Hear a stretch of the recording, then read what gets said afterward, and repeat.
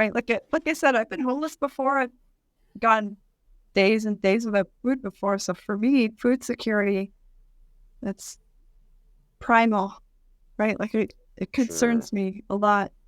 But I'll bleed and I'll sweat and I won't even complain. But if I have to worry about where I'm going to get my next meal, it stresses me out quite a bit. So having food security is really important. So having a property where like we planned it out so much, it's like if things got really, really, really bad, and they could, we're really actually worried about that a lot, Sure. like food chain disruptions and other problems. And we decided if we had to just hunker down on this property and survive on only what we can only do here, what could we live with? This is the Farm Hop Life Podcast, a traveling homestead family. I'm Matt DeRosier. On the Farm Hop Life Podcast, we learn what it takes to grow your own food from everyday people. Could be a college student, grows tomatoes and salad greens on their apartment patio, a former VP of marketing for Del Taco now raising cattle in Montana, or someone who hasn't had a homestead in over 10 years. This show is aimed at teaching you what it takes to make homesteading work for you, that we all make mistakes, we all have bad days, but we can reach out and help one another thrive, and giving you the confidence needed to go feed yourself. Is that? Oh, for some reason I thought it was like a parakeet, but that's a chicken. Yeah, it's a chicken. I was like, well, you are in Costa Rica, so I'm like, well, it wouldn't be that weird to Well, have I guess that's true. No, it's a rooster. He's a little rooster. That's funny. Here they have these. I mean, he's almost full size now. They call them hardineros, so they're garden chickens. They're mostly for bug control. Oh, nice. So you wouldn't really eat them. Their eggs are super small, like a little bit bigger than a quail egg. I was gonna say, like, they're like quail sized. Looks like. So like, Yeah. So he's just kind of a pet. They're for bug control. Like, what kind of bugs would you need to keep under control there? Well, like they're yard chickens, right? So yeah, like mostly they'll take. I mean, he'll eat anything. A couple of weeks ago, I had a Brazilian wandering spider actually almost landed on me.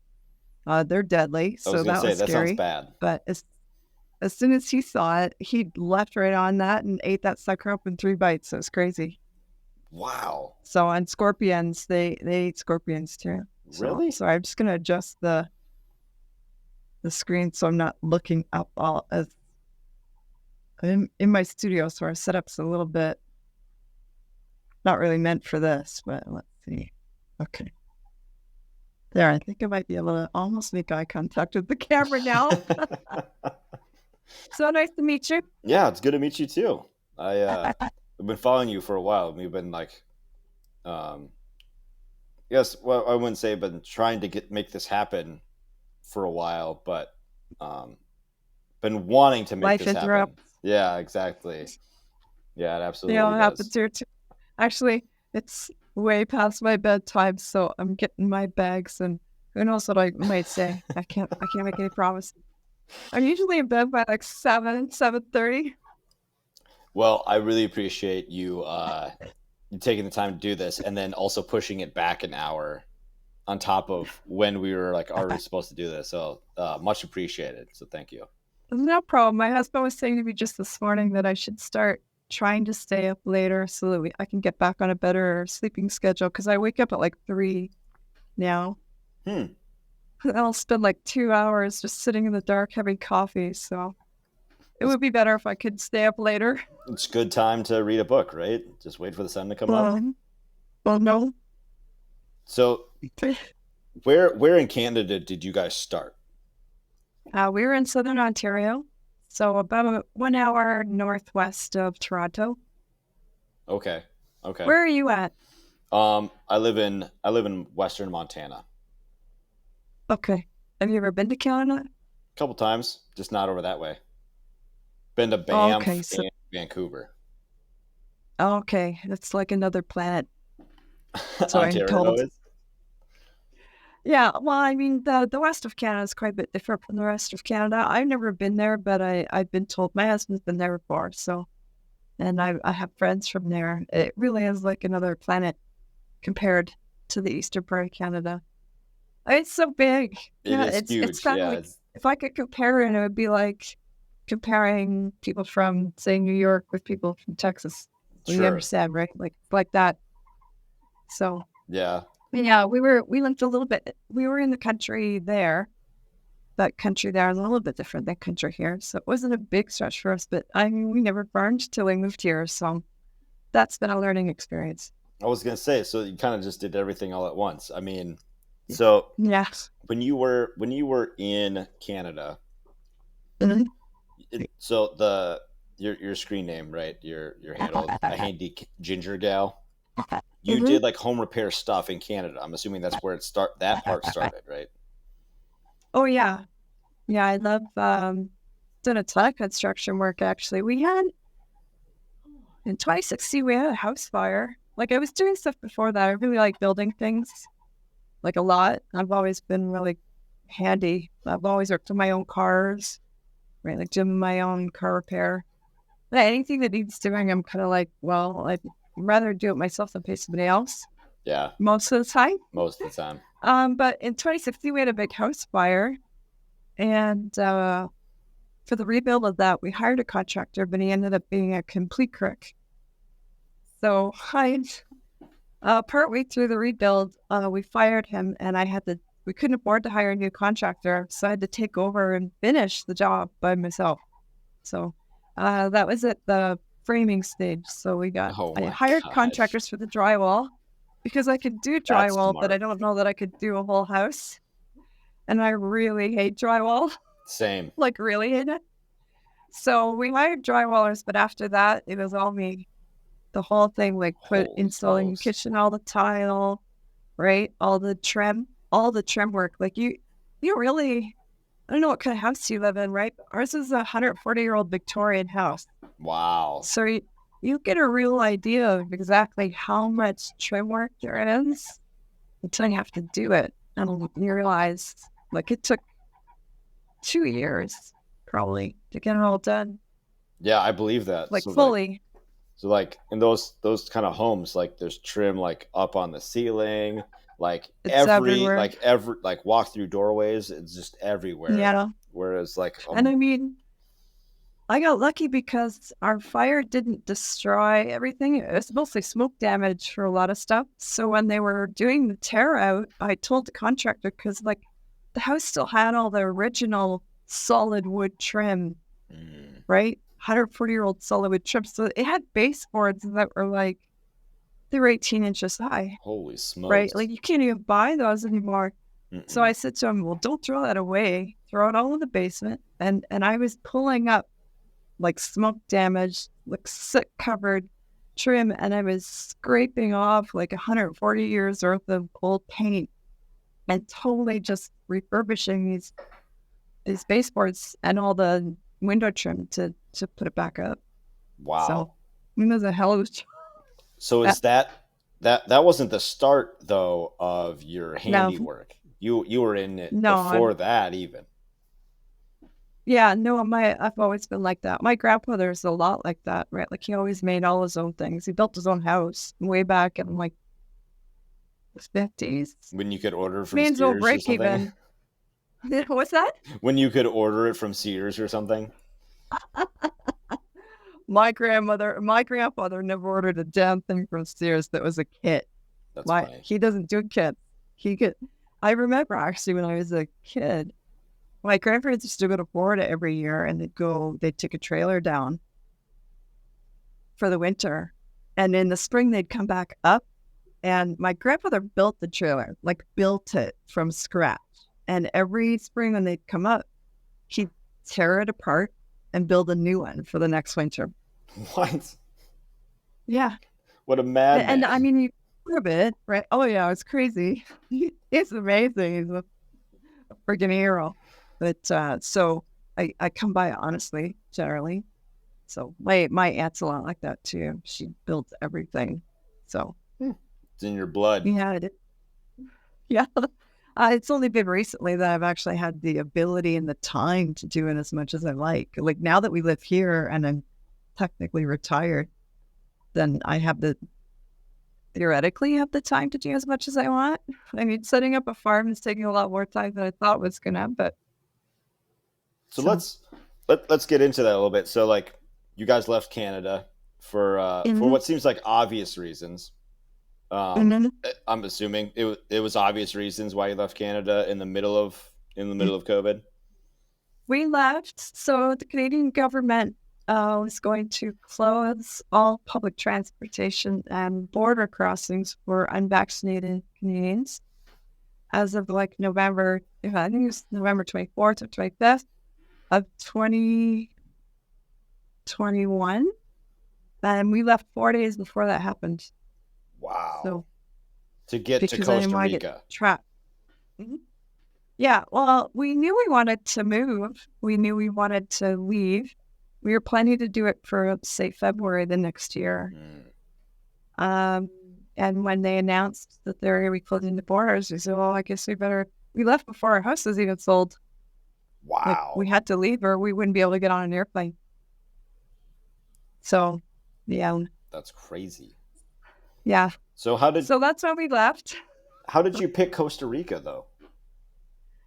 Um, so we'd been planning retiring away, like out of country for a couple of years, but our first choice was actually Italy.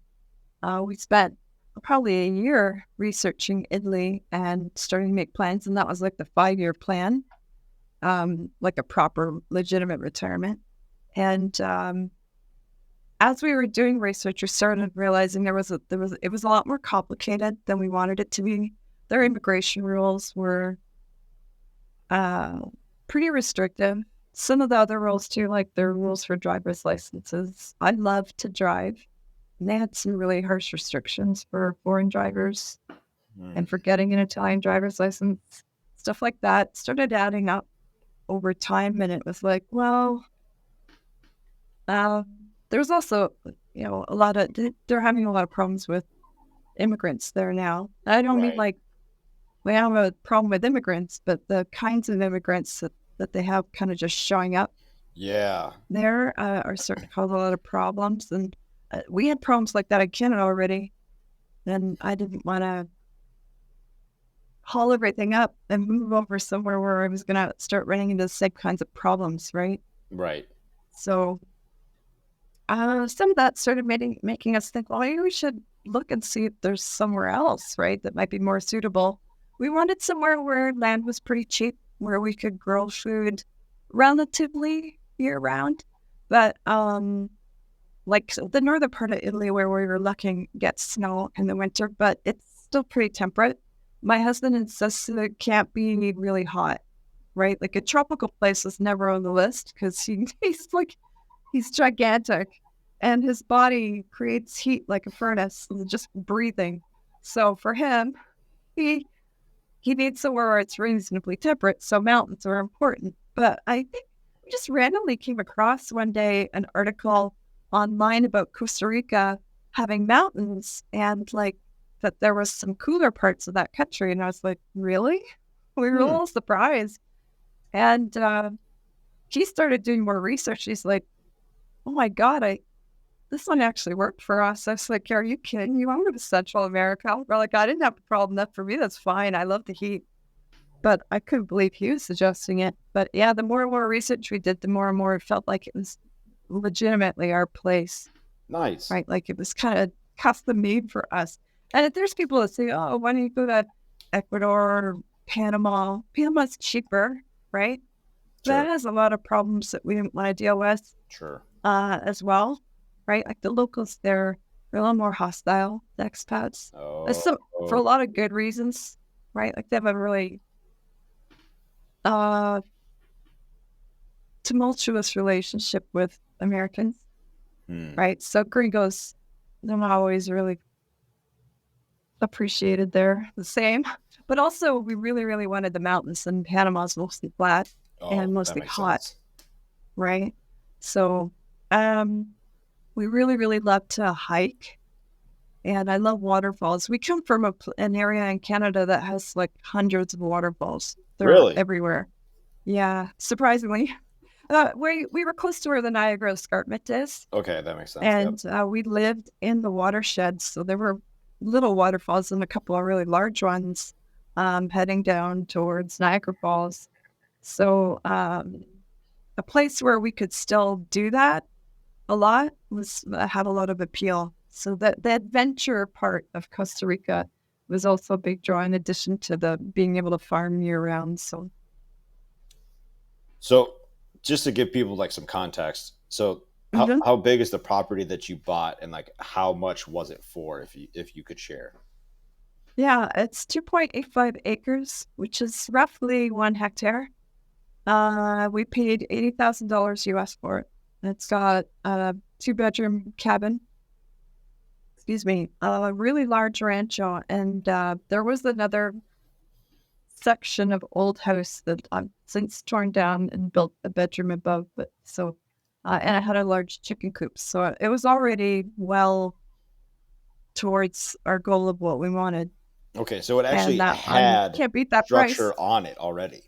Oh yeah, Wow. yeah. I'm sitting in the house, right? Like it's a 2-story cabin. My daughter lives. So our studio and our laundry room is in the bottom part because it's small here. And the upstairs is like a self-contained apartment. My daughter, she's 22. She lives up there. She has her own bedroom and bathroom and kitchen up there.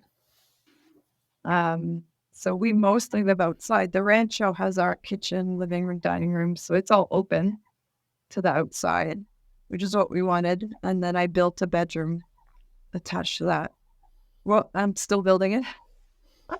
I've been delayed in my building project with other things. Sure. But I mean, we sleep in it right now because the curtains are on to keep the bugs out. It's a real jungle experience, kind of. Yeah, because so like you're welding like some framing, right? So and then you were Yeah. welding stairs or something also. Yeah, that's for our bedroom. And that's so like Because there what, you was got, like, a the old rooftop house, view? yeah. It's a fabulous view up there, actually. I'm really excited to get the bedroom finished. Nice. Oh, one day. Did somebody get hurt recently, like within like the last month or so? No. Yeah, my husband. Oh no, what Okay. happened there? So everybody gives me crap for my stairs. So I have a video on my channel where I show welding the stairs together. I built them. But because of the design that we had for the room and the footprint that had to fit on, the stairs are actually quite steep. They're like Okay. ship stairs, right? Okay. So the goal is when they're done to have a railing on both sides and literally like, you know what I mean when I say ship stairs? Yeah. Like that, right? It was More like really a the ladder only than way stairs, I could get it but done. yeah. Yeah. I mean, it's a little bit less than a ladder, but they're treacherous, right? Like you gotta be careful when you're using them. So everybody keeps saying, well, I told you you couldn't build your stairs like that. That's not why you fell. So I'll save myself the humiliation. What I was doing was I had a big, like 3/4 inch piece of concrete board, like a big slab of it that was the hole where the stairs is. You know, like you're on the second story and there's a hole where the Yeah. stairs are. I had a piece of concrete board kind of sitting on top of that hole at the back of it to put the welder on and my tools on while I'm working, right? Just like a shelf. And I had the tools off of it because the cat likes to sleep on there and I've been busy doing other things. And I was up on the roof working on a water heater and I asked my husband to hand me a tool and he stepped on that board. Oh no. I know I told him never step on that. It's not thick enough for your weight, right? There's no support under it, right? Yeah. It's not meant to hold a person. And so I was sitting on the roof and I could see him from like the waist up.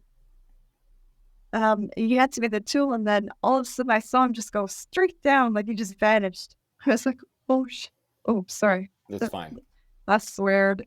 Now he's like, oh my God, because it's high. It's got to be 12 or 13 feet for sure. Sure. And he landed on the metal stair, right? Like, so he fell straight down and he bounced off these metal stairs and down, and then fell onto the ground. Oh my God. So he cracked his head open at the back really bad. His whole face was covered in blood. He's laying on the ground. I swear to God, I thought he was going to be dead. Like, it was a bad fall, really bad. And I'm sitting there going, I don't even know how I'd get an ambulance up here, right? Like, Yeah. it would be hard. It would be hard to get an ambulance, and he's too big for me to carry. So I couldn't get him in the car, right? Like, luckily, I mean, all his arms and legs moved. He was That's a good very start. sore. Yeah. He refused to go to the hospital. So he didn't go to the hospital. Really? Yeah. He's really stubborn that way. Yeah. And I mean, to be fair, in the same way, I probably wouldn't have gone to the hospital either. I would have just said, just glue my head back up, give me some scotch, and I'll be fine tomorrow, right? Like, that's the way I would deal with it. So, given the state of hospitals lately, I guess I can't blame you. It seems like my wife's had like a respiratory infection or something like that for like the last month or so. Just like she had it checked out. They ran a couple scans. They're like, I don't know, take some steroids or something, and like send her home. And like, it's been like this for years now. We're like, I always thought doctors always liked the like challenging cases or whatever, right? Like they wanted to like figure it out. Like, hey, I've got the patient. I don't know what's wrong. It's not this, not this, not this, not this. Let's try. Like, let's just find out. But yeah, they just write you off and just like next. They do not care. Do not care anymore. I don't know what happened. It's never like Dr. House. Never. Nope. It's never lupus. That's right. No, but I mean, in fairness, he's not the type that even the best of hospital he would be inclined to go, unless he really, really needed it. Like, he's a suck it up type. So he was bedridden almost exclusively, other than bathroom trips, for about 3 weeks, just because his back hurt so bad. Wow. He couldn't walk very well. Yeah. What did he like hit his back on the way down then? Yeah, on the stairs, his back and his head, right? Like, you gotta understand, these stairs, they're sharp edge metal, right? Like, they're L bracket. That's the edge of the stairs, so it's not even rounded. Sure. Yeah. So you're gonna put carpet on now, him, though, actually. Right? You're gonna cover it in carpet. Carpet. I don't even know if they sell carpet in this country. That would be weird. I get mold on my Tupperware containers just from the air. Oh God! I couldn't even imagine trying to use carpet here. No, I'm super glad that I live in a dry climate. It sounds terrible. No, it's good. I actually really enjoy the humidity. I never get chapped lips anymore. I don't know. I'm in a humid climate now. If it was hot, it would be bad. I'm in a humid climate now. My lips are chapped, so. Oh man! So yeah, he's doing a lot better though. Good. He's maybe 70% now. He can go do some more of the farm work again. Like, for a month, I was doing all of it by myself, which it's hard because cutting the grass here is not, just use the lawnmower. Like, I have an 8-foot long arm double handlebar trimmer. I saw that weighs like 30 pounds. Yeah. That thing is a monster, and it's dangerous. So I had to learn how to use that. That was new. But I got it. It's hard though. You can only do 2 or 3 tanks of gas on that, and then that's it for the day. Because most of our property, not most of it, but like 2/3 of it is like a 30-degree slope. It's pretty steep. Right. So you're trying to keep footing on that kind of slope while you're also trying to manage this long arm trimmer and cutting weeds that are like 3 feet high, right? Or grass. Yeah, the jungle, it takes over really fast. I bet it does, yeah. Especially in its rainy season now, so it takes over really fast. So you get down to Costa Rica, you find the place, you got this property, you buy it, and you didn't. That's when you started your homesteading stuff. Like, so like you got your choice and stuff. So what was the first homesteading thing you guys did there? I got chickens. Got chickens? I mean, we had the chicken. Excuse me. Had the chicken coop already, Okay, that's and I good. wanted chickens. So, so I got chickens. Actually, we had friends that we made here, relatively new friends, and they gave me 5 chickens to start. And that's where I started with my chickens. I knew I wanted ducks and turkeys, so I started scouting around for where I could get those. They're harder to come by here. Turkeys are really delicate, and they're not well suited to this country, so not everybody has them because they're a lot of work. What, they And they get too took a long hot, time. or what's the hang up? No, everybody here has chickens. Like everybody, every property here has had chickens on it. And I discovered this with my last Tom, my poor dearly departed Tom, who died from a parasite. And that's when I learned why you don't keep turkeys on the same land that you've had chickens on, because they get this terrible blackhead parasite that's like 90% mortality rate. Wow. So, I mean, that's one of the things, right? Like everybody's had chickens for so long, it's just, they're going to die. Like your turkeys are probably going to die. So they're fine in the climate. They don't seem to have any trouble with that. And predators, right? Like turkeys are really dumb and they don't see well in the dark. So they've already had one of those eaten by a predator. So yeah, it's a challenge. But you still like keeping them. You still like your turkeys. I love my turkeys, and I can't wait till I have one mature enough I can actually eat them. That's what I'm looking forward to. I love the turkeys, right? Like they're a lot of fun. I love watching them, and I hang out with them all the time. So they're fun to have as well. But yeah, I love turkey. So I'm looking forward to when we're ready to start harvesting one. What do you think got your one turkey? What do you think it was? Oh, it's probably some kind of jungle cat. We did some research. We never saw it, but I heard it, right? I had a very kind of distinct, like a puma or a cougar sound, right? Like, that they do when they're attacking. Okay, yep. I heard it, and we'd already lost 3 chickens before, but like these kinds of chickens, so they roost up in the tree high, and they were in a really small tree. But I heard like Sheldon's mom and dad both succumbed to this animal, like one day and one the next day. And I heard the attacks. It was fast, right? Like one squawk and the bird was gone, right? But it was nighttime, so you couldn't see anything. Sure. So we did some research, and there's only like one jungle cat that's small enough to made it up into that tree. That is arboreal and nocturnal.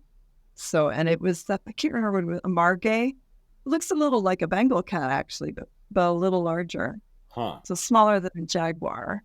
Okay. Because we're too close to town for, I'd be surprised to see jaguar here. Like there's a big park nearby, but not near enough to find a jaguar where we live.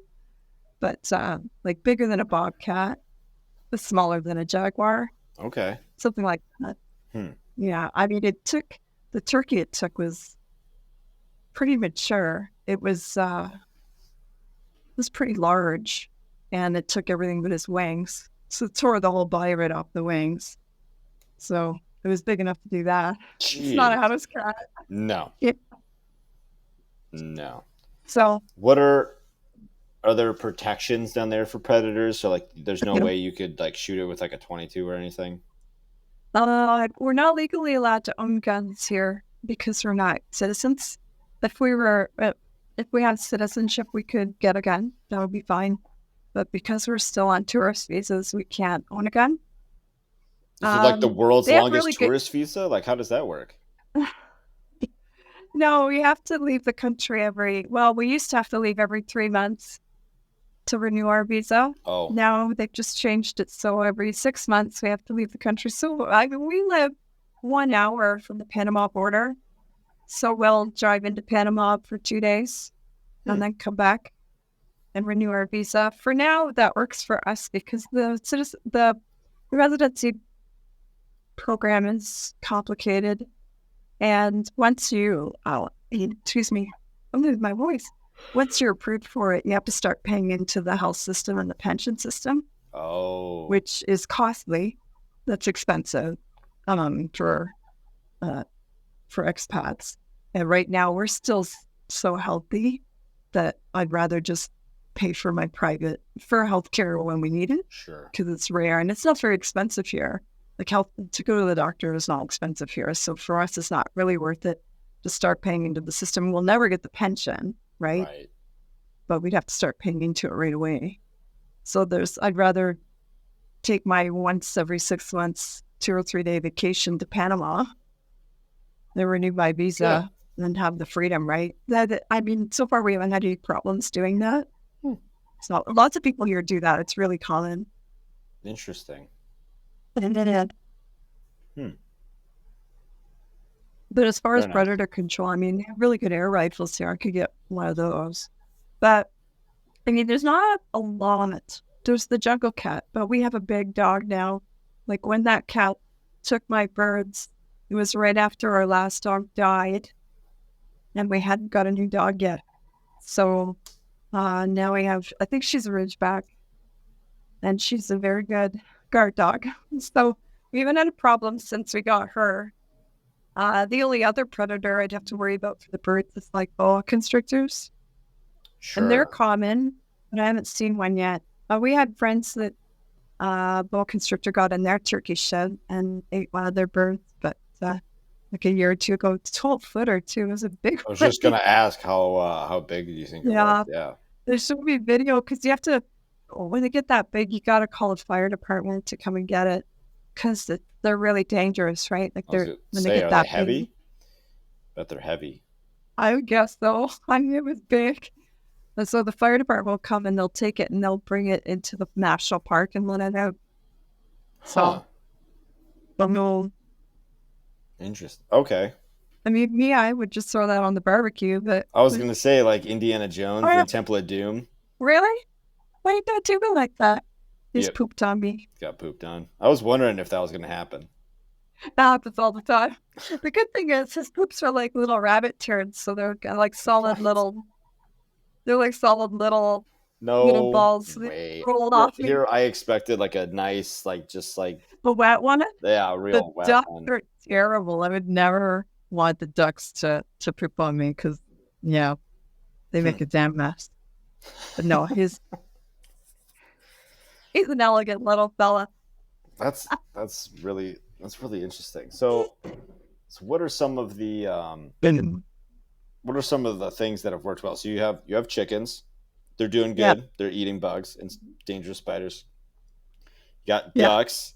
They're hard to get, but they seem to be doing well. You got turkeys. Oh, yeah. We got tons of baby ducks. Awesome, but we're going to keep at it.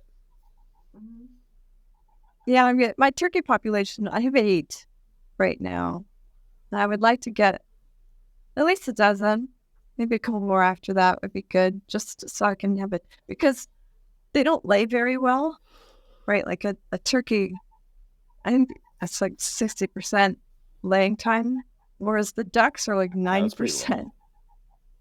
It's ridiculous, right? Like the ducks, almost every day, all year, they'll lay an egg. That's nuts. So I get a lot of duck eggs, but the turkeys, not so much. And they're not very good mothers, right? Like that, they really are very dumb. So it was a miracle one day. They're not very prevalent down there. No, it was funny because we started out with 3, so 2 females and a tom. And almost like within 2 weeks, we lost 1 female. She just vanished, probably flew away or sweet stop. She's wandered away maybe. But then we had Tom and Gladys. And Gladys would hang her out for a while, and then one day she just vanished too. I was like, oh, I guess now we only have a boy. So I'm going to have to find somewhere to get another female turkey. But, I was busy doing other things, so I didn't get around to it. And then maybe 3 weeks, 4 weeks after that, I go out in the yard, and she showed up with 4 babies. I have no idea where she'd been nesting, and not in the yard, right? Like she just wandered in there from somewhere else. I have no idea where she'd been. She showed up with 4 babies. I was so excited because I had no idea she was even nesting. Right. You So, thought but she was dead. yeah. Yeah. Oh yeah, dead or gone, Yeah. right? Like just they wander away. We lost a couple ducks already. And sometimes we have a river down the hill from the house, and sometimes I see a couple of my ducks just kind of swimming around in the river. I'll never get back because you can't catch them. But Sure. yeah, so, before I started clipping their wings, I lost a couple ducks that way. That seems kind of fun though. Just seeing your ducks just playing in the river. I don't know. That sounds nice. Yeah, it would be nicer if I could take their eggs. Like That's they're true. my food. That is true. Yeah, I hate losing food. I really hate losing food. So So you had mentioned that like the jungle, like especially like during the wet season, like things grow really well. So are you taking advantage of that? So like what kind of things are you growing? So I started out with just a regular garden bed and a couple of hugelkultur beds. But I didn't shelter them, so I learned very quickly that there's too much rain here for that. Like tomato plants and cucumber plants, they just shriveled up because they just got too wet Sure. all the time. So I built a shelter over the hugelkultur beds, and then I had a lot of success with the radishes and tomatoes and lettuce. I dug up like a couple of outside garden beds just in the ground, and I'm starting to build shelters over them too. So it's clear to me that any like vegetables that I want, like regular peppers, onions, tomatoes, potatoes, and I got peanuts too. I have to put under shelter and just water them so I can control it because it just gets too wet. The native stuff here though, my God, it just randomly grows by itself. We have pineapple, coffee, bananas, plantains. I have a papaya tree. I have a mango tree, but I haven't seen any mangoes on it. We're a little bit, our elevation's a little high, so it probably won't, but I'm still hopeful. I have avocados and some other fruits that I can't remember the names of that are It's a lot, not actually. common. Yeah. Oh, it's amazing. All the time I'm finding new plants on this property that I can eat. And we're really lucky because we have a whole bunch of native friends that when they come over, I'll ask them to come around with me. Show me which ones can I eat, right? Like, how do you cook it? So like yucca root, this cassava, I think people call it, is one of those things that I was totally unfamiliar with. I see this tree, and my friend just grabs it and he pulls it up. I said, see these roots? You can eat those. I was like, oh, Nice. okay, I'll plant some of that. My husband loves those. So, yeah, it's fabulous. And we're adding more to, like, so much citrus. I must have 20 citrus trees for sure. Grapefruit and orange and lime and lemon. And they have the most common citrus here in this country. They call it limones. It's the size of like a little bit larger than a clementine. The outside skin is green. The inside is orange, but it tastes kind of like a bitter orange, like a cross between orange and lemon. It's really strange, but they're everywhere. Are you still there? Yep, I'm here. I don't know what happened. That was super weird. That's okay. I have sometimes really crappy internet. My daughter's upstairs gaming, so she might be stealing most of my pipe. I don't know. I'm on crappy hotel Wi-Fi, so. Oh, you're in a hotel. Also, like my yeah, I'm in Texas for work right now. Like, okay. My whole browser just like shut down. It was I never experienced that before. Super weird. Anyways, yeah, you're telling me about your citrus. Yes, I don't know how much of it you heard. That what was the last thing I heard? It was so they have this really weird native one, and then yes, that one, the native one. Yeah, they call it limones. That's what they call it. It's slightly larger than a clementine. the outside skin is green, the inside flesh is orange, like a mandarin, but the flavor of it is kind of like a cross between lemon, bitter orange, grapefruit. It's a strange flavor. It's just a bitter citrus like flavor. Strange good or just strange? Depends what you want, right? Like I juice them all the time. And I'll put like some of it in with some club soda and then put it in a glass with a salt rim, and it's kind of like a virgin margarita.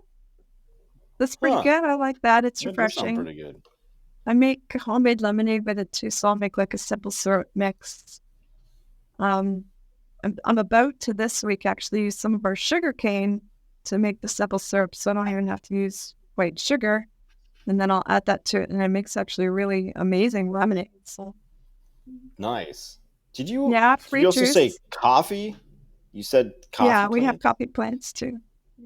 So most of they're old, so they don't have a lot of beans on them. We need to replant new ones because the ones we have are really old. But I am learning how to take care of the coffee plants. And we have a neighbor up the road that she's been showing me what to do for when we actually have fruiting coffee plants.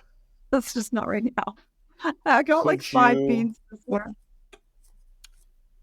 So would you just plant new ones, or are you planning on you're going to try to graft some on the existing plant? I know exactly nothing about grafting. Oh, okay. You could. You probably could, but I don't know enough about grafting to do that effectively. And like for a whole field, like what we have is... how many do you have? Oh, the whole hill is covered in those. It's got to be a couple hundred for sure. Holy smokes. It was a coffee farm on one side. It was? Yeah. Okay. So when we bought it, they were all stumps. Somebody just cut them all off, but the stumps were growing back, right? So it had new shoots. Yeah. But they're old, so the ground and the plants are kind of spent. Last year I went around and I trimmed them. A friend of ours said, well, cut off everything but like 1 or 2 of the best shoots, right? That way the plant can throw more energy into rebuilding instead of all these tiny little suckers everywhere. So I did that, and we ended up actually getting beans this year, but like 5. We got like a handful of coffee beans. 5 magic beans. And the plants are starting to come back, but the truth is, I'd prefer just to, buy a couple hundred new ones, like little ones, and then just in between the old ones, just plant them. They'll be fine. Sure. It's less work. Have you gotten something picked out, like a variety of coffee that you think you'd like? I don't know enough about that. We got really lucky because a friend of ours that lives in the area, she works at the Conservation Authority here, and they have a program. We just actually finished taking advantage of it. They have a program. It's funny. Okay, so I'm going to tell you a little story about the history of the area where we are. Yeah. So in Costa Rica, the area where we are is called Cotobruce. That's the canton that we're in. It's in Punta Arenas province, but it's the very far south of the country, right up against the Panamanian border. And 60 years ago, this was all jungle. Nobody lived here, right? There's nothing here. It was just jungle. And the Costa Rican government decided they wanted to start building up this area. They wanted to settle people here. So they announced an initiative where they were going to give free land to anybody who wanted to come and settle here, right? Like carve a space out of the jungle and start a farm or whatever. And a whole pile of Italians from Italy decided to move over and do that. So the biggest town close to us is called San Vito. And it's actually a lot of original Italians still there. So there's 1 or 2 people we've met. They still only speak Italian. They don't even speak Spanish yet. They've been here from the beginning. Wow. It's so strange. Where we are is a very large outlier from the rest of the country. It's not like the rest of Costa Rica at all. It's very pioneerish and really rural. So where is it going with that? Oh, yeah. Are you still there? Yeah. Yep, I'm still here. Nico, that's you. There you are. You kind of froze up. So anyway, where I was going with that was, the funny thing is, the Conservation Authority started noticing that the national park, it's called the Homestead Park, they share it. It bridges with Panama. So there's a big, gigantic national park that's half in Costa Rica, half in Panama. And that's where a whole bunch of the native wildlife is. But it no longer has a connection to the Osa Peninsula that has the Corcovado National Park that's on the coast, right? Right. So the problem is now you don't really have a wildlife corridor anymore for the native wildlife, because they settled all in between. So they wanted to settle the area, and then they overdid it because everybody's just started clearing it for pasture for cows and stuff, right? So now the Conservation Authority has a program where they're doing reforestation to build a green corridor from the Amistad Park to Corcovado for the wildlife. So anybody who has a farm that's in the catchment for the area that they want to reforest, they will come and plant trees, native trees on your farm for you for free. They'll just bring all the trees and plant them for you, and then maintain them till they take for a couple of years. So we just did that because we have a bunch of pasture that's just scrub, right? Like all we have to do is cut it, but it's too slow to plant anything useful. So they just came and planted a whole bunch of trees for us. So anyway, where I was going with that was, the good thing is when you do something like that, you make friends with people who know things you want to know. So the conservation jet was very, very pleased. I gave him a whole bunch of seeds from some of the rare trees we have on our property that they want to use for reforestation. And in exchange, he's going to hook me up with the really good coffee plants when I'm ready. Nice. Yeah. That sounds awesome. Yeah. It is good. They're good to know. People like that is first like the stuff we want to do, where you want to know, how to take care of the food trees on your property, and what can you eat, and where can you plant stuff that's going to thrive. And that's what you want, is you want to know people that are native to here and understand how to do it right. So right. I work very hard to make friends like that. So what's something that hasn't worked well for you? You got a couple of livestock, sounds like things going with like your trees are going pretty well, but what's something that hasn't worked? Well, okay. Language. Okay. Learning Spanish has been very hard for me because I have a terrible memory. So I've been very, very slow.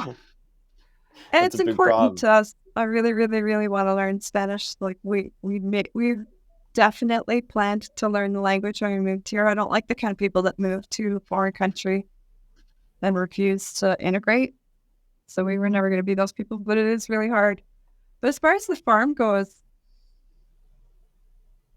the biggest challenge really has been learning what the new challenges are. Because I was actually just talking to a friend today about it. In Canada, our struggle always, not just outside for the house in general, but any property, your challenge is almost always managing cold, right?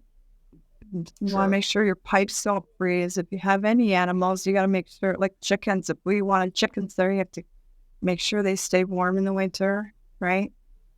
Yeah. Have a place to get food and stuff. So managing cold was always the really big challenge there. Here, managing water is the challenge. Now, it's a challenge I'm not familiar with because it's never been a problem for me. So making sure that the turkey house isn't in a spot where it can flood, because turkeys will drown. Like, they'll sit on their babies in a puddle of water and they'll drown, right? Because they're not very smart. Stuff like that. Right. Making sure you get... we have really excellent drainage here, but sometimes the drainage thing, like the water carries things away with it. And like I said, with my garden beds, right? Planting stuff and then having it all die because it just gets too wet. So challenges like that, like learning that on fly, it's been a challenge. But yeah, the massive amounts of rain, I'm assuming, is trying to figure that out, because Yeah. like you get so much all the time that you wouldn't have to store it. You wouldn't have to try to bury it in the ground, or like, try to get, you know, the ground saturated with water, Well, we because have it already water is all the storage. time. We have a water catchment bin, as backup, and I use it to fill my duck pond because our municipal water, I mean, it costs us money, so I'd rather use free water from the Sure. sky to fill my pond. But so we have like rain barrels that I like to use just because then I can control when I have the water, right? But I mean, the amount of water we get has been a problem with the septic. Like we had septic in Canada before too, but we never had enough rain where the ground got so saturated that the toilet wouldn't flush anymore. That was new. Are you going to be okay? Yeah. Yep. I feel you're tired though. I was up at 3 a.m. so I understand. Yeah. Yeah. But like stuff like that, like it was incredible to me when my toilet wouldn't flush. We called the septic guy in because I was freaking out. I was like, I've never had this happen before. I had septic for years and never had it happen. And he digs it up and he's like, oh yeah, well it's full. It's full. Like it's not a tank. It's literally a hole in the ground, right? It just goes into the ground. He says, yeah, but the ground's really wet. So, oh my God, I didn't even realize that happens. Yeah, because you assume like it's a tank, like it, like yeah. Okay, so it's supposed to so all that waste is supposed to go through the ground and eventually, but when the ground's too wet, it fills up the wrong way. Yes, and it comes out the top of the ground. You can actually see it. It's disgusting. Like a little thing. I'm like, what does that smell? Well, it's funny because my husband, it was in March when this happened. We were having a birthday party for him. We had like 30 of our friends coming over for a party. And that afternoon is when I'm like, I flush the toilet. I go, what is that smell? And I go out there and I could see it, like a little fountain coming up out of the ground. I go, holy crap, I've never seen that before. It's like, I guess so we're having this party. I was like, oh, now I can't use this toilet. So we have an old toilet that kind of has like a sort of a structure around it, but we call it the prison toilet because that's what it looks like, right? Like it's a concrete closet with no door. So for our party, we had to use that toilet. But the good thing was most of our friends are Ticos. So like they all grew up with stuff like that. It's just no big deal. Oh, sure. That's good. Yeah, it's just you said prison toilet. I'm like, is it made out of like stainless steel or something like that? I don't know. No, just concrete. It's cinder block. It's like a cinder block hat ball. And it's got like a little bit of concrete floor at the top, but it's got no roof and no door. So we just put a shower curtain across. We're still using it now, actually. Yeah. Well, I mean, the good thing was I've never been really precious about my I could dress up. And I like nice things, right? But I've also been homeless. So for me, it's like having to use the prison toilet. I'm not going to get my nose out of joint for something like that, right? Like I can be dirty and like the only thing that freaked me out about the septic, right? Like I'll put my rubber boots on out there and wade in there and dig it out and clean it up. But when I got a party of 30 people coming over, it gets a little stressful. I can imagine. But yeah, otherwise it's not that big a deal. Like, yeah, I'm pretty good at figuring out how things work, and I actually love asking people, right? Like I have a bunch of friends that now for whatever, like when I started building the structure here, I've never welded before, ever. Yeah, I wouldn't even have tried it. Electricity really scares me. Actually, I hate doing electrical work, so I would have never even tried it. That's common. All my work was in carpentry, but when we moved here, I'm like, well, I asked the guy at the hardware store, what can I use to build? I need to build a bedroom. I said, but you guys don't really use wood because there's nothing but termites and water here. so it Ooh. rots, right? Like this cabin is made out of wood, Yeah. but you have to paint it like every couple of years with a mixture of diesel fuel and motor oil. Like you have to Oh, paint the outside of it to stop termites. So I'm gonna right. have to do that this year, actually. But I didn't want to do that. So I was like, well, what can I use? They said, well, why don't you just use metal? I go, well, I've never welded before. And the guy at the hardware store goes, you can learn how to weld. So she hooked me up with all the equipment. But the good thing is I have a bunch of friends actually from Twitter that are old millwrights and some old welders and like really long-term ones that are Yeah. pros. And so I started asking questions and I had one, he says, okay, when you have time, let's get on a video call and I'll watch you weld and I'll give you some tips. So he literally just sat there on video call watching me practice weld, giving me tips on how to do, what to change. That's It actually was pretty cool. amazing. Yeah. So now I weld. I get criticism all the time because that's not the way a welder does it. Well, I'm not trying to be a welder. I'm trying to weld. It's not the same thing. Right? That's a good point. I don't care what it I looks want like. these It two just has to pieces of hold. metal to hold. That's Yeah. it. Yeah. Yeah. I'll make it pretty later. Like right now, I want to get something done. And later I'll work on making it pretty. But for now, it's going to get covered. Right? So Sure. I don't care as long as it doesn't break. Yeah. I'm more functional than pretty for the most part.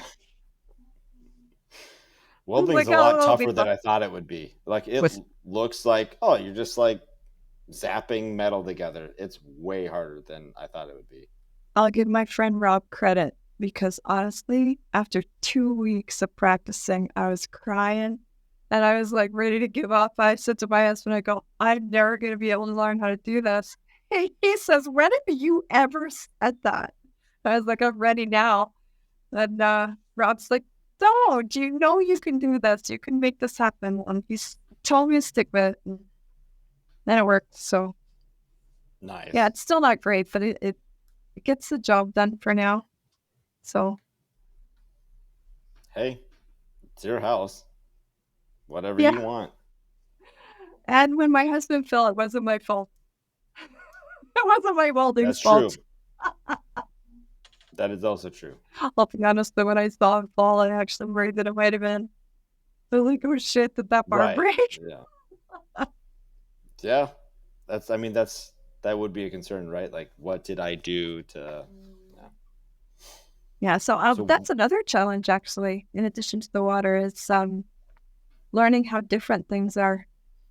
Like, it's like I want to build a house, so okay, go to the hardware store and buy some 2x4s. But you might be able to find 2x4s. They do sell them, but they're wet. You can't get dried wood here. Well, I mean, you can, but you have to order it way in advance. Oh my gosh. And it's really expensive because they'll take it, but they got to put it in a kiln to dry it, but nobody wants it. Nobody wants it that way, right? Like Batikos don't use wood like that, so they don't bother spending money on a kiln to dry it. Like, so, I mean, to give you a picture of what it's like here, we have a fire pit. And sometimes we go hunting for firewood. Where can I buy firewood? In Canada, you could go anywhere and people would sell you a cord of wood, right? Yeah. We found a place by the hardware store in the town down the road that has stacks and stacks and stacks and stacks of wood. And we went in there and said, well, how much to get like a truck full of wood? And the guy laughed. I'm like, I can't sell you that wood. It's like, got a whole building full of it over there. What are you talking about? What do you need that for? Well, so here they have buildings called beneficios, and those buildings are exclusively for roasting coffee, which is a very large industry here. It's just about the only large industry here. And any wood that's worth burning that they have the time to dry has to go to that. Because if the beneficio runs out of wood for their drying kiln, right, for their roasting kilns, then that industry stops. So almost all burnable wood goes there. So, and they don't waste energy drying wood for construction because nobody uses it. Nobody wants it because of the termites. So I could get 2x4. Like I ordered 2x4s once, and they were real 2x4s, like not the Home Depot kind that's like 3/4 inch by 1.5, right? Like they're real 2x4s, and they weighed a ton because they were dripping water. I had to hang them Oh up for my like 2 weeks gosh. just to dry them out enough to use them. Wow. So yeah, you don't want to. You can get wood for construction here, but it's all kinds of different wood. I still don't have it straight what is and is not suitable for buying it. They Right. even harvest it at certain times of the month so that they get it in the moon phase, right? Because it sucks water up at a certain stage and seals all the pores to prevent bugs from getting in. It's crazy. It's a real science. Sounds like, I was gonna say it sounds more like voodoo, but I guess science works. I have physically seen the difference between wood that was harvested at the right time and wood that wasn't. I can tell you, I don't know why it happens, but it is for real, right? Like you With get phases these. of the moon? Well, I mean, it's not technically the moon, but like it's about when the tree is sucking water in, as opposed to when it's not, right? Like the trees go through these little, Okay. Yeah. right? So you want it so that the pores are the tightest.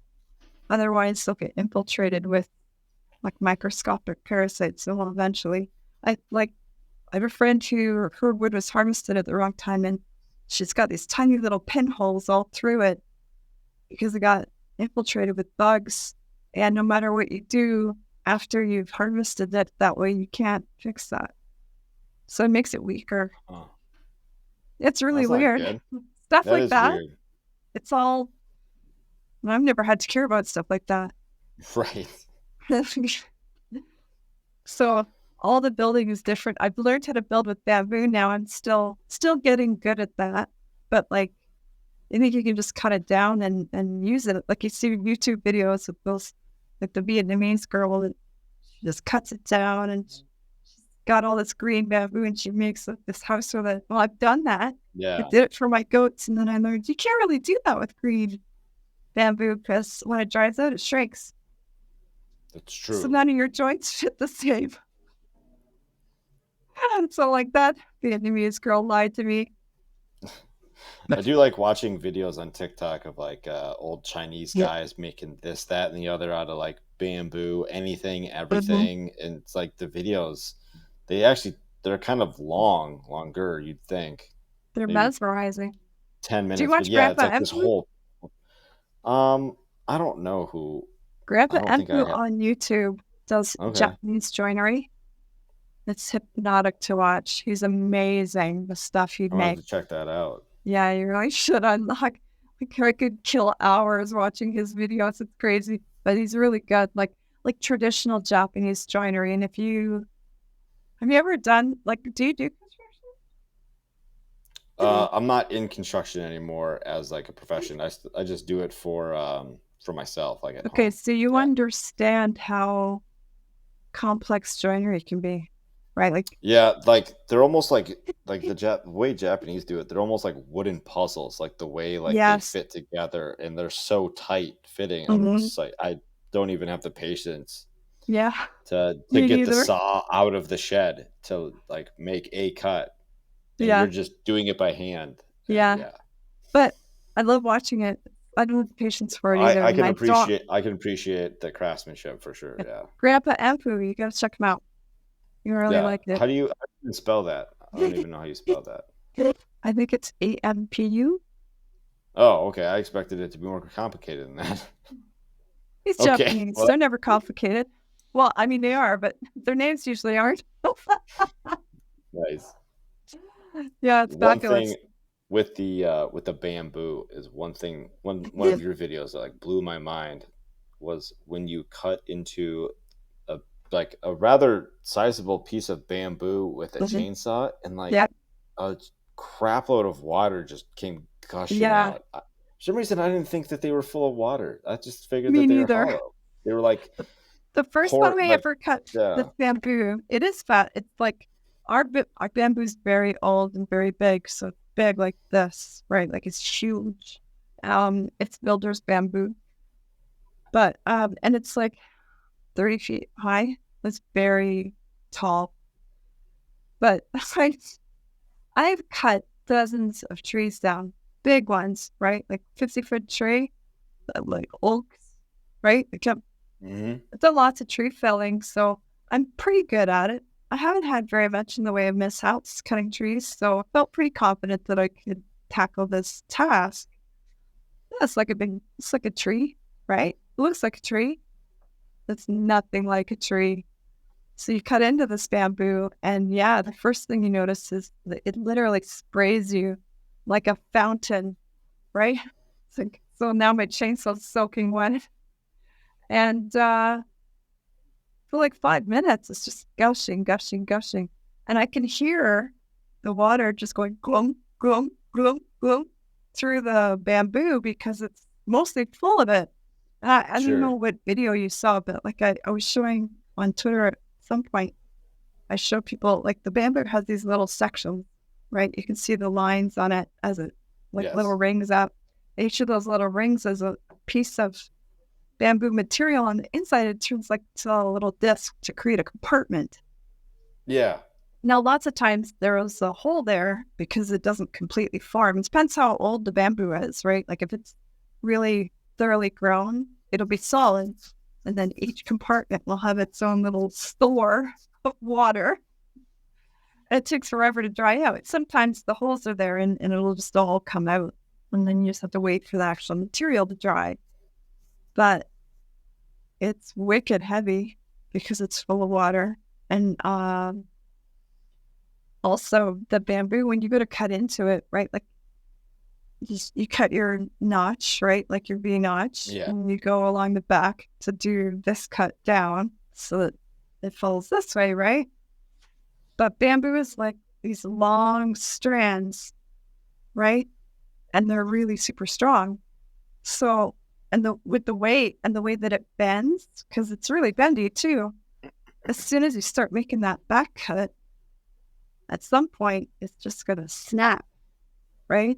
And the first time I did, You startled the chicken. no, it's like, what are you doing, lady? The first time I did that, I was behind it, right? Because of where I needed to hold the chainsaw. And that kickback nearly took my head off, right? Like the whole piece just snapped and came back a little bit. And it was like this close to decapitating me. Yeah. It was that was almost a real disaster. So I got a local to come, and I paid him a few bucks to come spend the afternoon with me and show me how to properly cut bamboo safely, and that helped. But I had it mostly right. It's just about paying attention to where you are and just trying to stay out of the way of it when it falls. But it can be really super dangerous. But yeah, the wet part really throws you. Yeah. Trees too, actually. I get people comment on my chainsaw videos all the time. Oh, you should be getting chips instead of like all this kind of fine sawdust, right? They're like, oh, you need to sharpen your chainsaw. You should be getting chips. Dude, you have no idea what the trees are like here. They're soaking wet. I mean, really wet. We cut down an avocado tree. It was a huge one. And you cut into that, and I got sprayed with water, the same as the bamboo. Cutting into an Wow. avocado tree. You don't get sawdust from that. It comes out like this pulp, right? Because Weird. it's sawdust mixed with the water from the tree or the wetness from the sap or whatever. And it just comes out. The chainsaw gets all gummed up with it. It's like, you can't live in, say, Montana and cut down trees in Montana and think it's even remotely the same here. It's not. I thought it was too, but Things are so dry in Montana that like our fence posts don't really rot. They just like they can sit in the dirt for 100 years, and you'd still find them just dry as a bone. See, by contrast here, my fence posts grow. So I cut these trees down. We call them kanya trees, right? Like they're like I think they're in the yucca family, right? But you cut them down and people use them as fence posts because when you put them in the ground, they just start regrowing again. You literally cut a whole tree into like 6 pieces. That sounds nice. It's amazing. I was telling my friend today, actually, I have a Rudbeckia, which is like a black-eyed Susan kind of shrub. Okay, yeah. I planted it for my goat. I got it for a friend of mine here, and she gave me like 4 sticks like this long, no leaves on it. She just took a branch, cut it into 4 pieces, right, and handed me these sticks. She goes, just put these in the ground. I go, really? Like, does it need a root? It's like, no, I don't grow. I put it in the ground in May, just these 3-foot-long sticks with no leaves on them. And I go back there now, and the shrub is 12 feet high. Oh my god! And it's covered in leaves and flowers. Yeah, it's like a huge hedge now from May. Wow. Yeah. So I put in some trees in the backyard, some locust, and they grew probably like 3 or 4 feet since April, May this year, and that's like good. super rare. That's super rare here. Yeah, I was gonna like say nothing takes off like that. No, that's pretty good. Yeah. Here, it takes nothing. The challenge you have, like I said, is water. For non-native stuff. For native stuff, the native stuff just eats it up, right? It's like, yeah, give me more. But the challenge for the native stuff is like leaf cutter ants. Oh. They eat everything. And keeping on top, like I have hills, several very large hills on the property that I have to routinely repoison just to try to keep them. It doesn't ever get rid of them because I have neighbors that don't take care of their house, so eventually they just go anyway. But like 2 of my citrus trees out back are covered in oranges, but no leaves. That's so weird. Yeah, it's like reverse. I mean, leaf cutter ants are cool to look at. They're a very cool beast. They really are a pain in the ass, though. Especially like my conservation trees that they just planted. Now I'm back there where the citrus trees are, and there's like 8 of them that are completely stripped of leaves now. They're just like, thanks for bringing in the buffet. So. Wow. Yeah, it's a challenge. They're very destructive. You could pour some of that molten like aluminum down there and like make like a form of like the nest of leafcutter ants. I'd be afraid to. I can't even tell you how big. I found a couple of weeks ago. I think I put a video on Twitter actually of it. I found it. A hill. There was like our goat field. We don't have goats anymore. We had them for a little while, but we had like a whole 1/3 of the property fenced off for the goats. But since we got rid of the goats, they just let the scrub grow there, right? Because we're not using it for anything else. But I went down there, can't even remember why, and I found a hill there, a gigantic leaf cutter hill. It had to be 100 feet, 100 square feet around. And it was humped up like 2 or 3 feet in some places. It was huge. And I'm like, oh, no wonder. That's where all the ants are coming from. I was like, I can't figure out where all these ants are coming from. Yeah.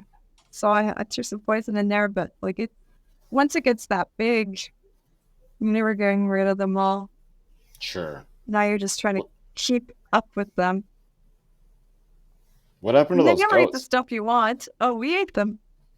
Oh, all right. I mean, I was going to breed goats, but they were a lot more work than I was expecting. Like, I really, really, really wanted goats, but they wouldn't stay in their field. But we spent so much money and time on fencing, and they still just kept managing to get out. And then they'd always head over 2 doors down to my neighbor's house. She has this really beautiful perennial garden. Well, I guess they're all perennials here, but like a huge ornamental garden that she takes a lot of pride in.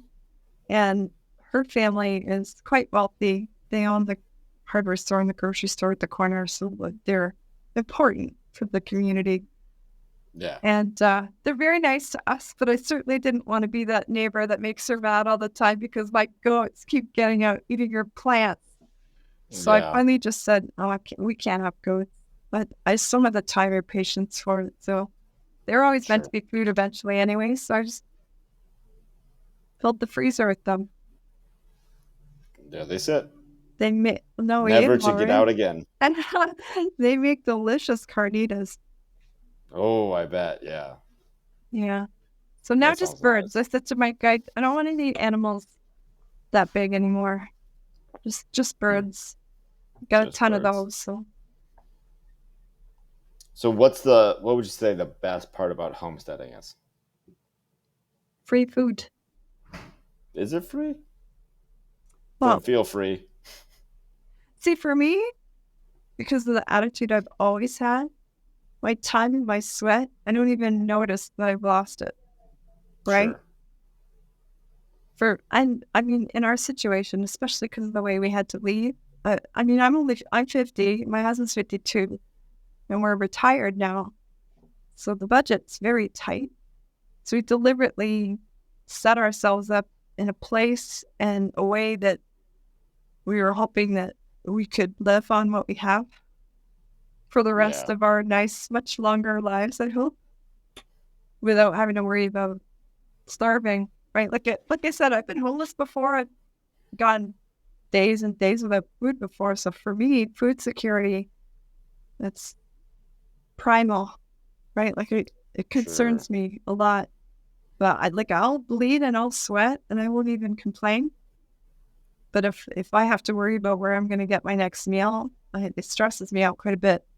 So having food security is really important. So having a property where, like, we planned it out so much, it's like, if things got really, really, really bad, and they could, we're really actually worried about that a lot. Sure. Like food chain disruptions and other problems.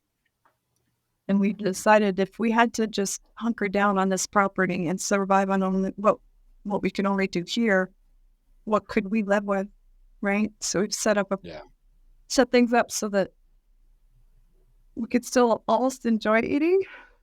There's lots you can live with, but there's some things that just like my first husband was Bulgarian, and he grew up in Bulgaria when it was still under the USSR.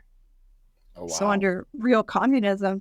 And he used to tell me stories about they'd make soup and they'd put a little bit of like car oil in it to give it like that oily texture, like beef fat.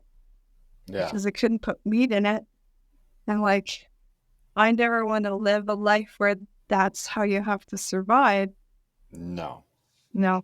So for me, food security isn't a big deal. And the food is free, but if all I have to do is work my own hands for it, right? If I don't have to figure out where to get money to buy it, I'm okay with that. I'll work till I'm dead.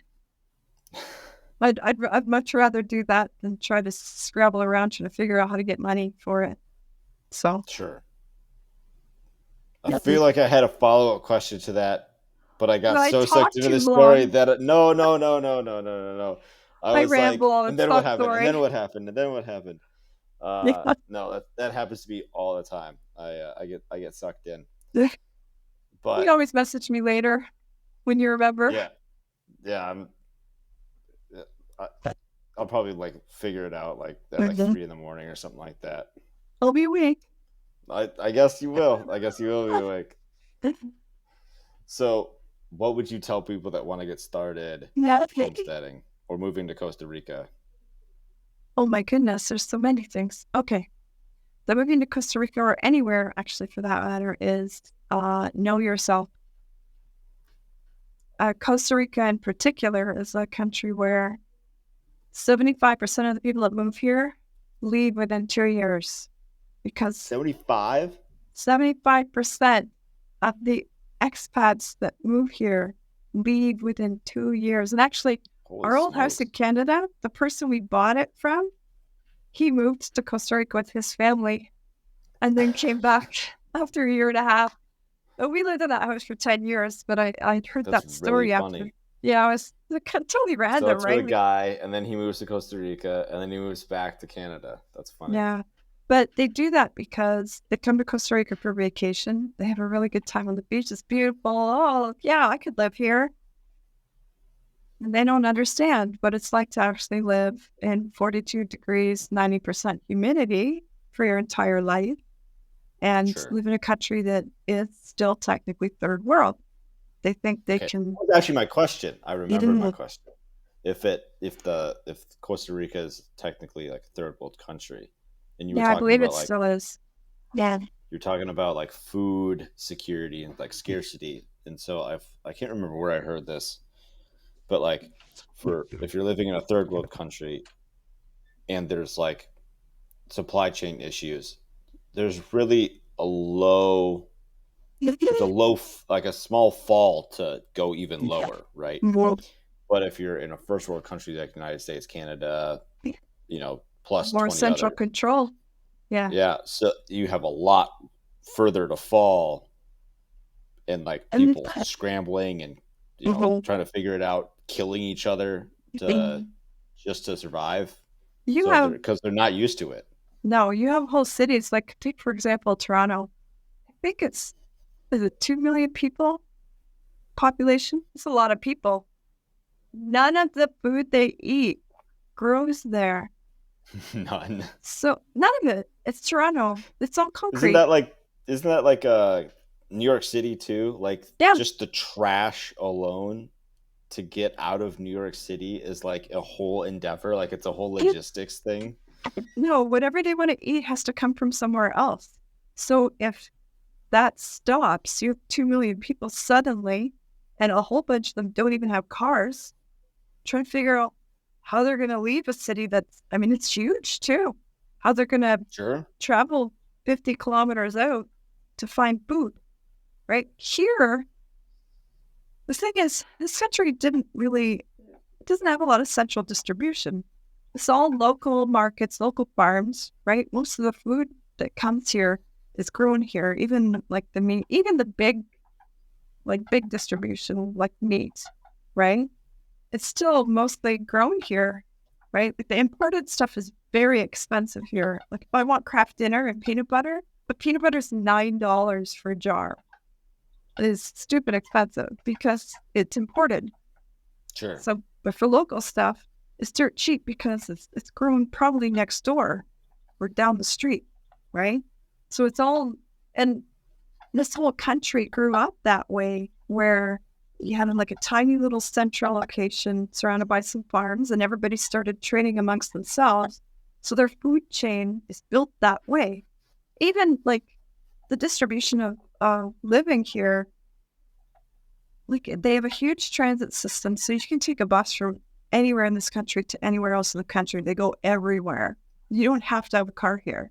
It's actually not that hard to just live with the bus. But there's, other than San Jose, which is the capital, there's not really any big cities at all. You go down the road and every 2 kilometers, there's a new little town that has a grocery store and it has a little agro store, right? And then 2 more kilometers, it's another little town, right? And the whole country is distributed that way. So you don't really have to go, there's things you have to go far for just because not everywhere supplies everything, right? Sure. Because stock is hard to keep. It's capital expenses, right? And they don't have a lot of that. It's shoestring budgets here. But you don't technically have to go far for anything because, especially your food. And you could literally walk down the street and there's banana trees that are just randomly growing in the ditch. If you want to have ditch bananas. It's true. They're really good. They're low potassium. But I mean, we've gone on hikes where there's mango trees that are just shitting mangoes on the ground. You just pick up and fill a backpack full of mangoes, right? They just grow randomly. There's food everywhere here. It's impossible to starve here. unless you're just so lazy you can't even pick it, right? Like there's food growing everywhere. So that part won't be a problem. There are other problems that could come up if it's pretty safe here, but life has always been rougher here. So that, like, the people are used to rougher life.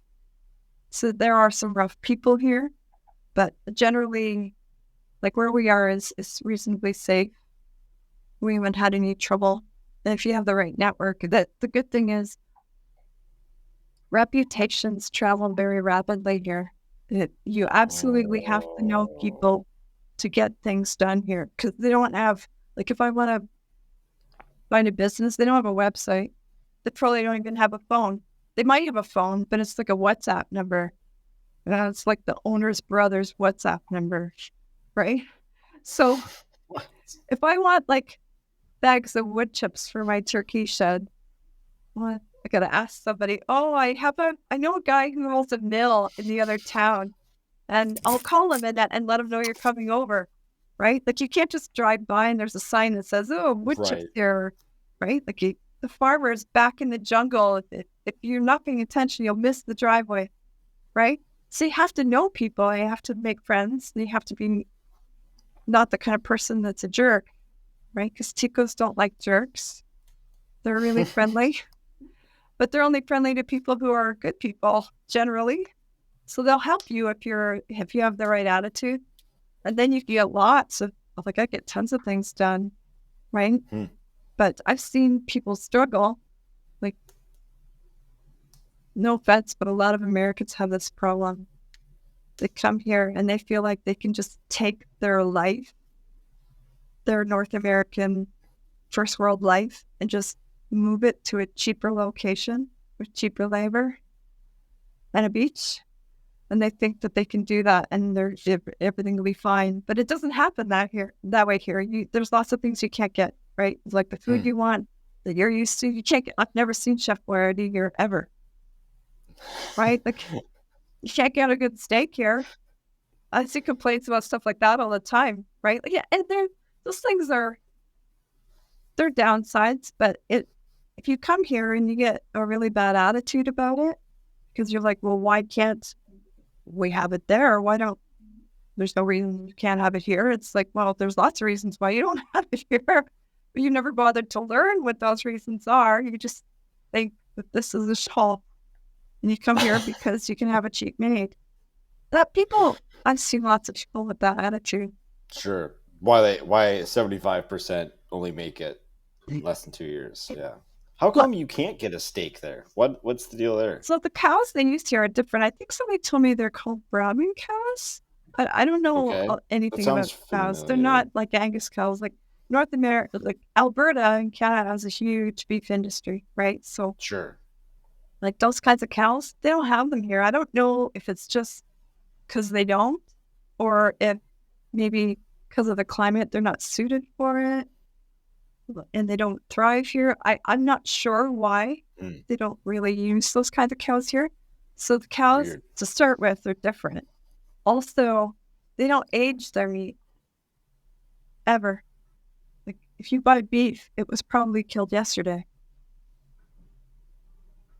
Yeah. So, I mean, not bad. I started trying to age it myself in the fridge a little, just because you need to. It's still dripping with blood, right? Like, so it's tough. Okay. And the way they butcher it is like, I still can't even figure out what the cuts are. You go into the store and I can tell that it's beef because of the color, but it's like, what part of the animal is that, right? Like, I'm reasonably familiar with North American butchering cuts, right? Like, yeah. I've never seen a T-bone steak here. Never seen that. Like, no. Where did it go? They just cut it different, right? Like, yeah. For me, it's really weird. Surprised me at all of, that T-shaped bone, whatever it is. They take the meat this way, just cut around the bone, throw that bone away. We don't need that. Makes sense, actually. Stuff like that, right? Like, they butcher completely different. If you go and ask them for a brisket, they don't know what that is. Like, I've gotten to the butcher, they have no idea what a brisket is. They'll have a picture on on the wall of the cow. They have the picture, right? Like that's the thing that blows my mind. Is they have the picture. It's got all the cuts that I'm familiar with, but they don't cut it that way. It's like, well, why not? You got the Just a looked lot. good, I guess. And I have the Weird. tri-tip or whatever. Like, no, we don't have that. Well, you probably have it, but you chopped it up into stew meat over there. I don't know.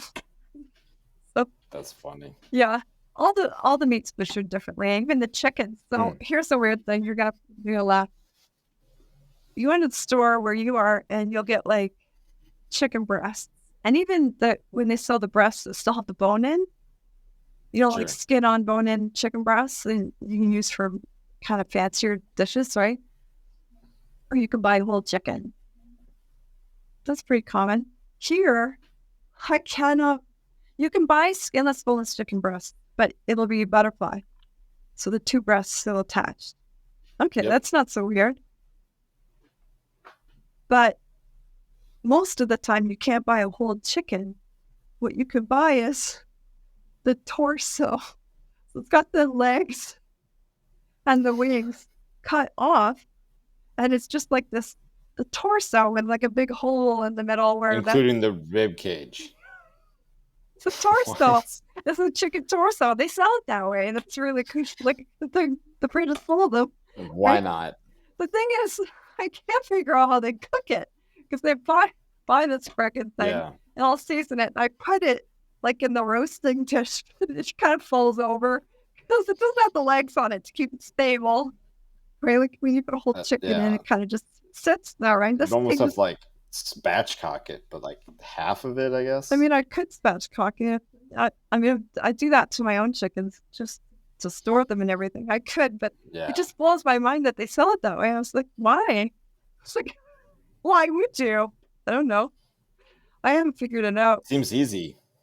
Just cut it off at the neck, cut it off at the waist or whatever, and I mean, done. this sounds like a complaint. It's not really a complaint. It's just sometimes Yeah, it makes me laugh. an observation. Yeah. Right? Like, because you think to yourself, I just can't understand why they do it that way. I mean, maybe there's a good reason. And I just, like, I've asked some of my friends stuff like that. And they're like, what do you mean? That's just how they sell it. They don't even think about it. It's probably because they've never seen it the other way. I don't know. Maybe they think it's weird we do it the way we do it. Probably true. But yeah, stuff like that. I get a lot of amusement. It's cool. Like I like learning new things. So it's really interesting that something that's so ordinary, right? Like that you just take for granted is the same everywhere. It really just isn't. Yeah. So that part's fun.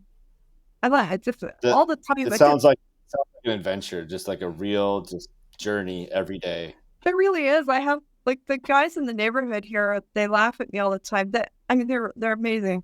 I love my peeps here, but they laugh at me all the time because I ask the weirdest questions. But I take so much joy in it. I'm like, I really want to know. But they're like, why do you want to know that? I said, just because it's different from what I'm used to. I'm just curious. Yeah. Yeah, I've learned some really cool things. It's funny. And then you meet other cool people too that way. Yeah. Just asking questions. So. Mm-hmm.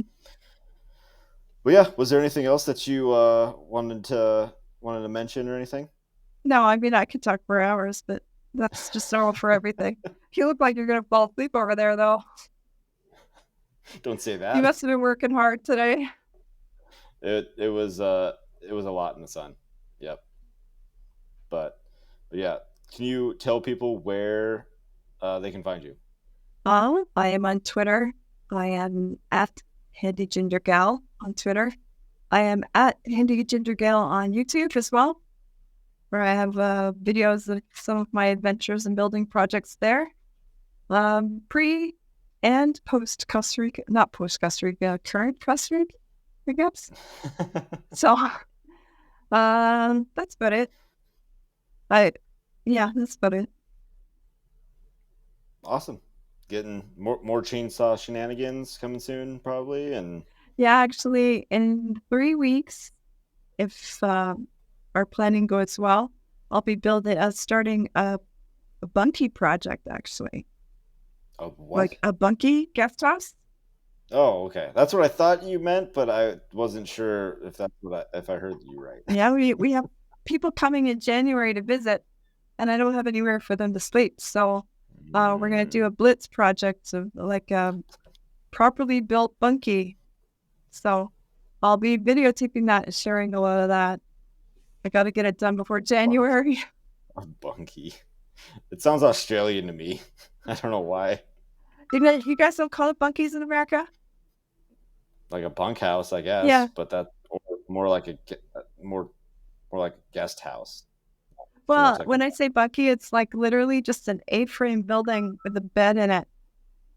Like there's no, and then we'll have like a little. I don't know what you'd call that then. A cabin. I don't know. No, this will be smaller than a cabin. Like a cabin will have a kitchenette in it, right? And like ideally an indoor bathroom. This won't have that. It's just like literally a bedroom and a little bathroom closet outside. That's it. So just a little. That sounds kind of nice. Yeah, a little bunkhouse just for sleeping in. So yeah, that's all I need. My mother-in-law, she won't use the present toilet, so I got to give her something a little more glamorous. She's a lovely lady, but she needs an indoor toilet. Well, good luck with that. Thank you. Yeah, wish of luck. I'm going to need it. There's always a mishap and an injury or two, but we'll see. Let's hope not. But Ginger, I really appreciate your time tonight, and thanks again for being with me. Thanks for inviting. Yeah, we'll talk to you later. Bye. You too. Bye. I am Matt DeRozier of FarmHopLife. Thanks for watching. Don't forget to subscribe and visit FarmHopLife.com. Inside of the city, the people are crazy. Out of their minds, they ain't got a clue. We gone away, headed west for Montana. Left family and friends, all I got now is you. We both got new jobs, a house and a homestead, thinking this was the life, all that there'd be. After our firstborn, you had to stay home. That's when the work got in the way for me. Well, I started Farm Hop Life. We'll come to your farm to help and to wander. Me and the family, a truck and an RV. Send us a message and